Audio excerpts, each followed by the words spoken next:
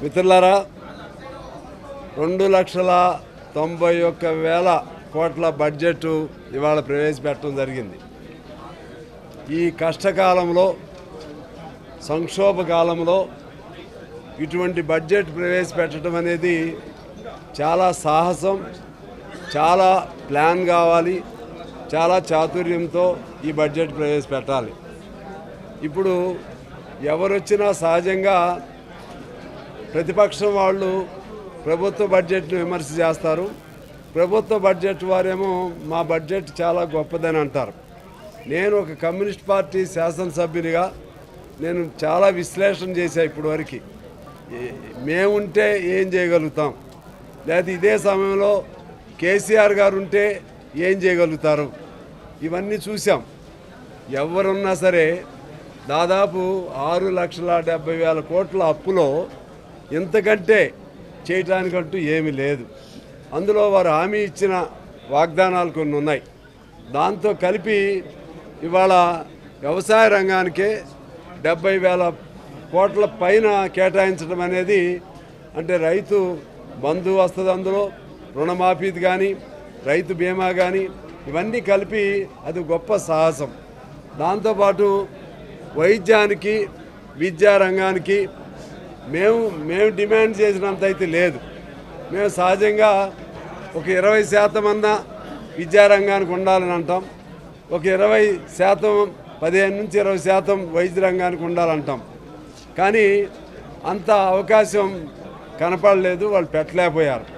భవిష్యత్తులో దాన్ని సరిచేయాల్సినటువంటి ఎట్లా దీని కొద్దిగా ఆర్థిక సౌష్ఠవం వచ్చిన తర్వాత దానివైపు శ్రద్ధ పెట్టి విద్యా వైద్య రంగాలపైన కేటాయింపులను పెంచుకునే విధంగా ఈ రాష్ట్ర ప్రభుత్వం శ్రద్ధ పెట్టాలని నేను కోరుతా ఉన్నాను.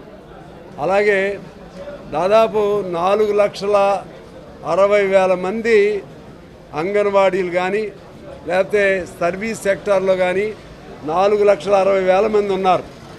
అదేవిధంగా అసంఘటిత రంగం అన్నీ కలిపితే 1 కోటి మంది ఉంటారు.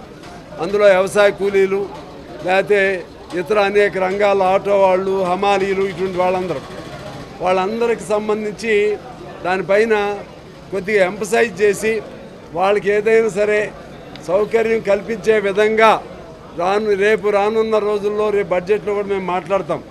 ఆ వైపుగా శ్రద్ధ పెట్టి మినిమం వేజ్ అందులో ఉండాలని చెప్పి మేము కోరుతా ఉన్నాం. అంటే మినిమం వేజ్ పెట్టాలంటే మళ్ళీ కొన్ని వేల కోట్లు కావాలి. అయినా సరే దానికి ఒక కార్పొరేషన్ లాగా అసంఘటిత రంగ కార్పొరేషన్ ఏర్పాటు చేసి వేరే అప్పులైనా తీసుకుని వచ్చి వాళ్ళని ఆదుకోవాల్సిన బాధ్యత ఉంది. ఆ అసంఘటిత రంగంలో మీ జర్నలిస్టులు కూడా ఉన్నారని చెప్పి నేను మీకు తెలియజేస్తా ఉన్నాను. ఈ విధంగా అనేక అంశాలకు సంబంధించి ఉన్నదానిలో గత్యంతరం లేని పరిస్థితుల్లో ఉన్నదానిలో బెటర్ బడ్జెట్గా మేము భావిస్తూ ఉన్నాం.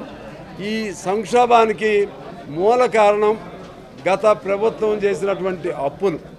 ఈ అప్పులకు సంబంధించి నేను ఒక ప్రధానమైన డిమాండ్ చేస్తున్నాను.